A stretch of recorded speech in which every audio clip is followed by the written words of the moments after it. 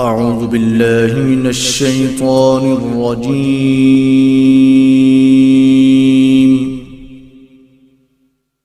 بسم الله الرحمن الرحيم. اس کو جاری رکھنا چاہیے، اور یہ جو ٹوٹی پھوٹی باتیں ہیں وہ انشاءاللہ اس کے بارے میں میں 2-4 باتیں بس گزارشات کرنا چاہتا ہوں آپ کے سامنے۔ ایک تو الحمدللہ یہ ادارہ جس مسجد کے اندر، مسجد داود و مدرسہ تحفیظ القرآن کے اندر آپ تشریف فرما ہیں، میرے بزرگ اور میرے ساتھی کافی سارے یہاں پہ مجھے نظر آ رہے ہیں۔ الحمدللہ ہم نے یہاں سے ہی تعلیم حاصل کی ہے، اور اللہ کا شکر ہے کہ اس کی توفیق سے، اساتذہ کی محنت سے اللہ رب العالمین نے ہمیں اس مقام تک پہنچایا ہے کہ الحمدللہ اب ہم اس پروگرام، اس کام کو لے کے آگے بڑھ رہے ہیں۔ یہ کام، اس کے اندر محنت بڑی درکار ہوتی ہے، اور رات دن اساتذہ بچوں کے لیے جو محنت کرتے ہیں، جس طریقے سے میرے بھائی ذکر کر رہے تھے کہ قاری رحمت اللہ صاحب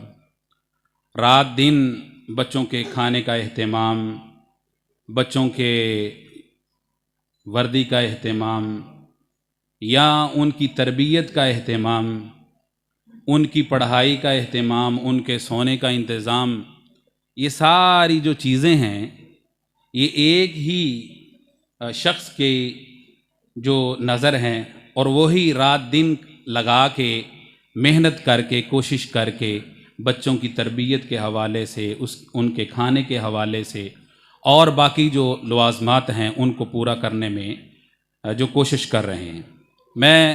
اپنے اساتذہ نعمان خان صاحب ہمارے بزرگ ہیں، وہ تشریف فرما ہیں، ان کی موجودگی میں الحمدللہ ہم نے میاں چنو کے اندر مسجد الفردوس محلہ اسلام آباد الایمان انسٹیٹیوٹ کے نام سے ایک شعبہ اور ایک پروگرام کا آغاز کیا ہے، جس کے اندر ہمارے میاں چنو تحصیل لیول پہ کوئی اتنا اس پروگرام کو محنت کے ساتھ اچھے طریقے سے، بلکہ ہمارے اکثر جو طلباء ہیں وہ میاں چنو سے باہر جا کے اس تعلیم کو حاصل کرتے ہیں، اور لمبا اور دور دراز کا سفر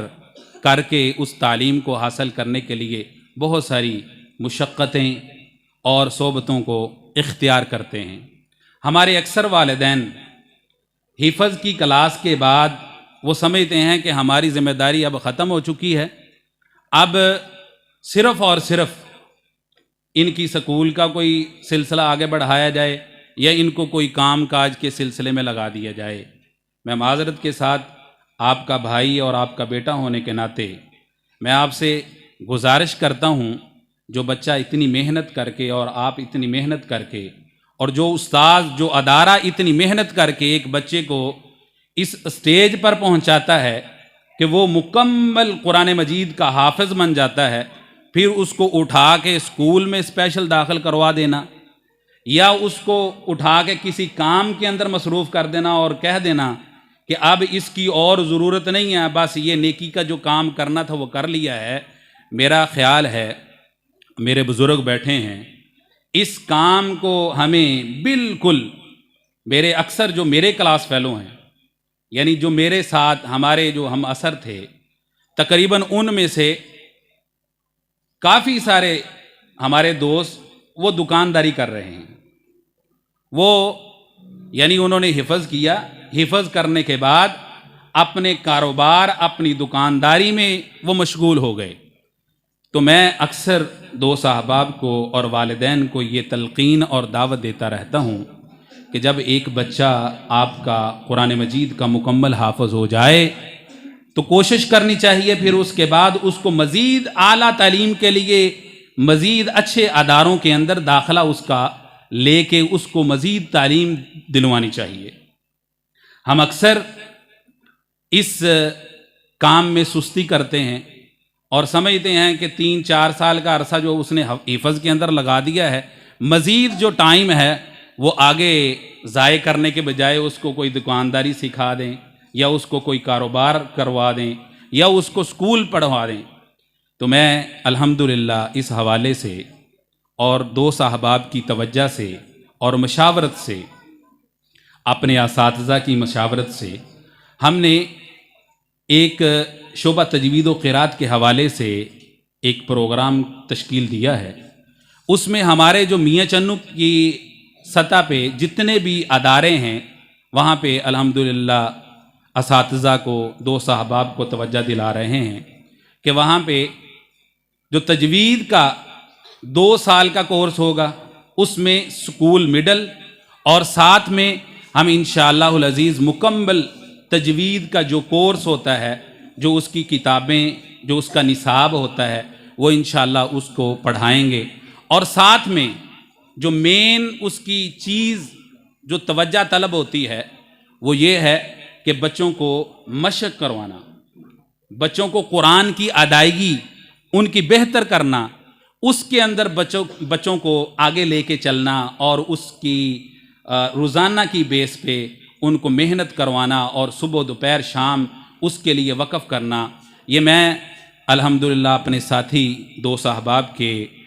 تعاون اور توجہ سے اس پروگرام کو لے کے انشاءاللہ العزیز آپ تک ضرور مزید پہنچیں گے۔ آپ تمام احباب اور آپ کے جو بچے قرآن مجید کی تعلیم حاصل کر رہے ہیں، قرآن مجید کو سیکھ رہے ہیں، اللہ رب العالمین ہمارے جتنے بھی یہاں پہ طلبہ ہیں ان کو مزید کامیابیوں سے نوازے۔ ہمارے اساتذہ بیٹھے ہیں، میں اللہ رب العالمین سے دعا کرتا ہوں اللہ رب العالمین ان کو صحت سلامتی والی لمبی زندگی دے۔ حسان نعیم بیٹھے ہیں، ہمارے کلاس فیلو ہیں، ہمارے استاذ کے والد ہیں۔ اللہ رب العالمین سے دعا ہے کہ اللہ رب العالمین ہمارے استاذ قاری نعیم الرحمن صاحب جو اس دنیا سے رخصت ہو گئے، اللہ رب العالمین ان کی قبر کو منور فرمائے اور جنت الفردوس میں اعلیٰ مقام عطا فرمائے۔ اور اس کے بعد میں قاری رحمت اللہ صاحب کا شکریہ ادا کرتا ہوں۔ آپ تمام احباب اپنے بچوں کو قرآن مجید کی تعلیم کے لیے وقف کریں۔ دنیا ساری کی ساری سکول کی طرف جا رہی ہے۔ آپ نے کبھی دیکھا ہے کہ کوئی رکشہ، کوئی بس، کوئی ویگن مدرسہ کی طرف جا رہی ہو؟ میرا نہیں خیال کہ میں نے اپنی آنکھوں میں 15 سال کے اندر دیکھا ہو۔ ہاں، کوئی ادارہ اپنی کوشش کر کے محنت کر کے کوئی چھوٹی موٹی گاڑی بنا لے اور طلباء کو اکٹھا کر کے لے کے آئے، وہ الگ بات ہے۔ لیکن 15 سال کا میرا تجربہ ہے کہ میں نے آج تک، میں نے فیصل آباد میں کام کیا، میں اس کے علاوہ لاہور میں کام کرتا رہا، کوئی اہتمام نہیں ہے۔ چیدہ بچے اپنی محنت کے ساتھ والدین مدرسے میں چھوڑ کے جاتے ہیں، یا اس کے علاوہ بچے اپنے سائیکل پہ آ جاتے ہیں یا پیدل آتے ہیں، کوئی اس کا اہتمام نہیں ہے۔ اور سکول کالج کو دیکھ لیں آپ، روزانہ گاؤں سے بسیں بھر کے جاتی ہیں